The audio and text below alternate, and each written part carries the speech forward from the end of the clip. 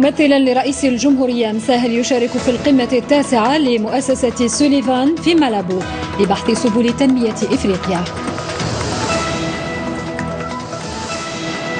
احتفالات مخلدة عبر الوطن في الذكرى المزدوجة لمؤتمر الصمام وهجومات الشمال القسنطيني. تصعيد أمني في دمشق، والإبراهيمي يجري محادثات بباريس مع رئيس فرانسوا أولاند. السلام عليكم ورحمة الله تعالى وبركاته، أهلا بكم. بداية وممثلا لرئيس الجمهورية سيد عبد العزيز بوتفليقة يشارك المنتدب المكلف بالشؤون المغاربية والإفريقية عبد القادر مساهل بمالابو بغينيا الاستوائية في أشغال القمة التاسعة لمؤسسة ليون سوليفان المخصصة لبحث مسألة بروز إفريقيا والفرص التي تتيحها من أجل إشراك أكبر للشتات في تنمية القارة. في الذاكرة التاريخية تقف الجزائر اليوم عند الذكرى المزدوجة لهجومات الشمال القسنطيني وانعقاد مؤتمر الصمام عامي 55-56 على التوالي. الأسرة الثورية أحيت المناسبة بالترحم على أرواح الشهداء بمقبرة الكاليتوس، حيث تم رفع العلم الوطني ووضع أكاليل من الزهور عند النصب التذكاري وقراءة فاتحة الكتاب بحضور الأمين العام للمنظمة الوطنية للمجاهدين والأمين العام للمنظمة الوطنية لأبناء الشهداء. المساهمة في تخليد هذا الحدث الكبير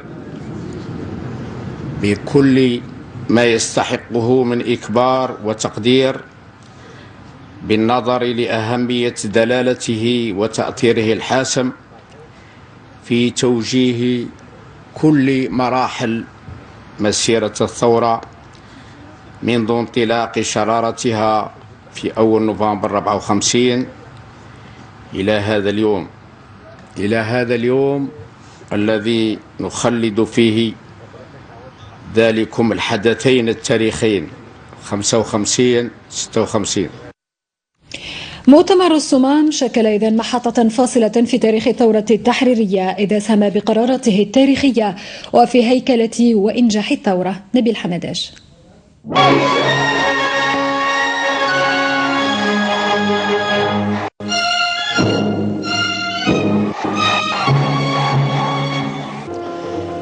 هنا في هذا المكان وفي قلب هضبة الصمام التقى عبان بن مهيدي بن طبال زغود كريم وعمران بعد سنتين من اندلاع الثورة التحريرية، فكان لابد من تنظيم الأوضاع ووضع استراتيجية جديدة لمواصلة مسيرة الكفاح المسلح. قيادة الثورة اختارت قرية إفري الواقعة على الضفة الغربية لوادي الصمام، منطقة كان الاستعمار يدعي أنه يتحكم فيها كاملة، ولكن العكس كان يحدث في تلك الأثناء. رجال جيش التحرير الوطني بقيادة العقيد عميروش شرعوا في تأمين المكان وضبط الحراسة.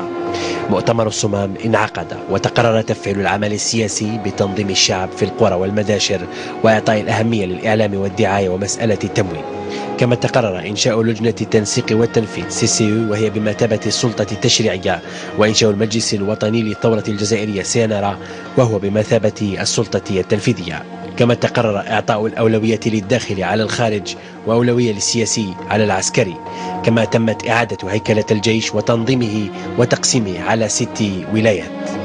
إن الأحداث التي أعقبت عام 56 من تأسيس الحكومة المؤقتة إلى المظاهرات التاريخية وصولا إلى محطات إفيان كانت في الحقيقة استراتيجية انبثقت من بيان الفاتح نوفمبر، وأصبحت عملية في وادي الصمام بفضل حنكة قادة جعلوا من الجزائر قبلة وعاصمة للثوار.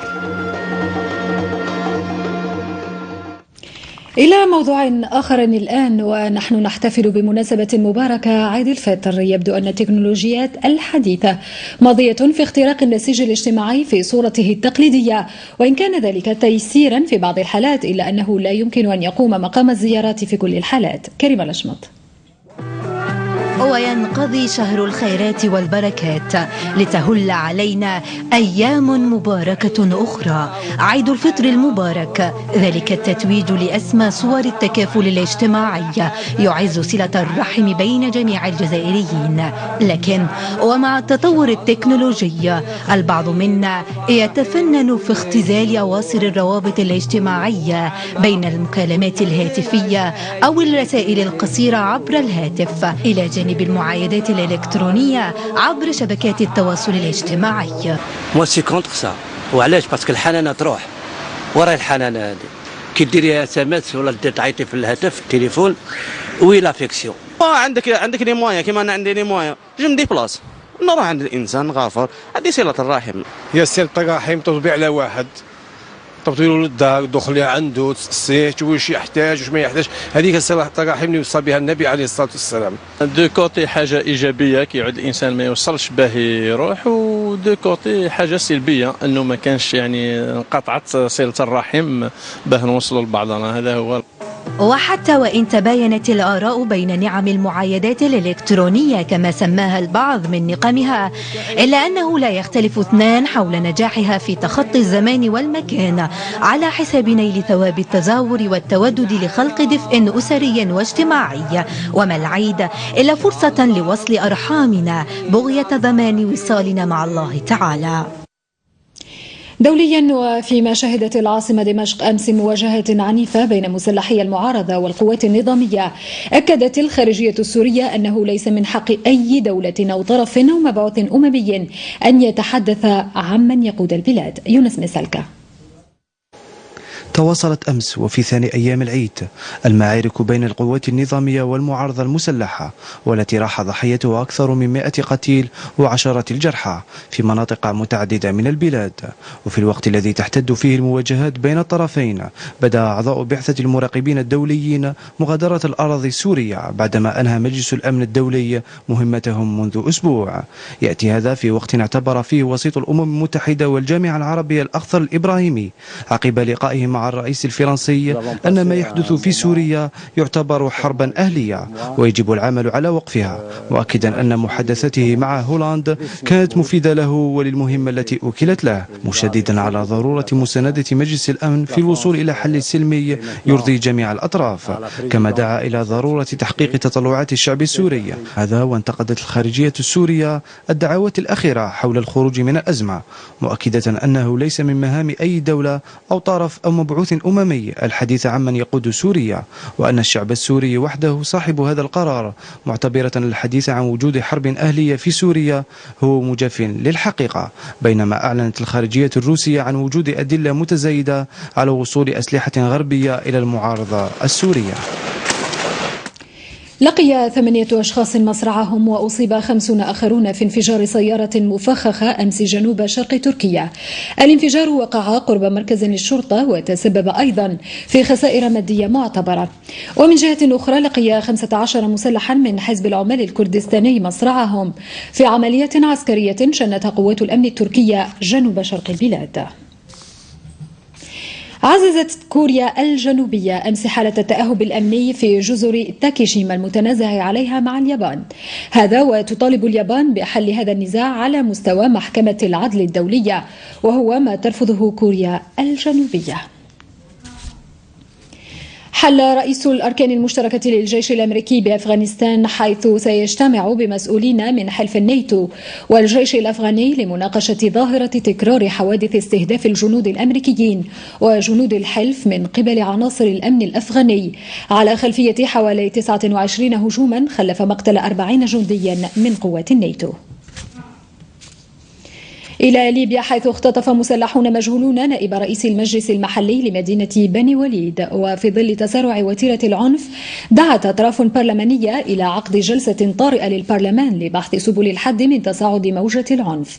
هذا وتم اعتقال 32 شخصا مشتبه بمسؤوليتهم في تفجيري العاصمة طرابلس، واللذين أديا إلى مقتل شخصين وجرح 5 آخرين. كما تعرضت سيارة الأمين العام الأول بالقنصلية المصرية في بنغازي للانفجار. أجل أمس مجلس النواب الصومالي انتخاب رئيس جديد للبلاد من أجل استكمال بعض الأمور الإجرائية، علما أن الحكومة الاتحادية الانتقالية الحالية انتهت صلاحيتها أمس. عودة إلى أخبار الوطن. وكم جميل أن تزدان أيامنا بالعيد ولن يكتمل المشهد حميمية بالنسبة لسكان الجنوب إلا عندما تلتئم الأسرة حول مائدة الشاي، لا تحقر بساطتها فهي في اللحمة الأسرية فاعلة. مصطفى بن هينا. على توقيت المحبة واللمة يعيش المواطنون بالجنوب الغربي الجزائري أفراح عيد الفطر المبارك بجلسات الشاي التقليدية مع الأهل والأقارب والأحباب. الشاي هو عندنا يعني الطبق الرئيسي الأول يكون الشاي، وضروري ويخصو إلا ما كان الشاي ما كان والو. حقيقة توات قديما وحديثا يعني لا شراب لهم إلا الشاي. والله في عيد الفطر في عيدنا الفطر هذا يعني احنا الشاي عندنا ارتباط وثيق به، فلا يدخل ضيف يعني زائر بمناسبة عيد الفطر المبارك إلا ويقدم له الشاي، والشاي دون شيء معه، ليس معه لا حلويات ولا أكل ولا كذلك، الشاي وحده كافي. الصينية نتاع الشاي احنا نهار العيد اللي يريح عليها ما ينوضش، لأن علاش؟ كي يريح على الصينية نتاع الشاي هذه الزوار تبقى الزوار تجي. لا تاعي هو اللي يلم الجمع، هو اللي يلم الشمل ويلم الغاشي ويجمع. كان شي جمعيه كاع بلا لا تاعي كل شيء ولا تاعي يا وليدي، الجمعيه هي الصينيه عليها كل شيء. طقوس الشاي من الموروث الحضاري جيلا عن جيل، وصينية الشاي تكون وفي العادة مزينة بالنعناع أو شجرة مريم المعروفة محليا بالشيبة. العشبة هذه تسمى عندنا في المنطقة شيبة، وفي مناطق أخرى كان اللي يقولها سيبة، وهي تستعمل خاصة في شرب الشاي. هكذا ومع كل جلسة من جلسات الشاي يتجدد التواصل واللقاء على مدار أيام عيد الفطر السعيد. وعلى صينية الشاي نفترق وأقول لكم ليلة سعيدة. إلى اللقاء.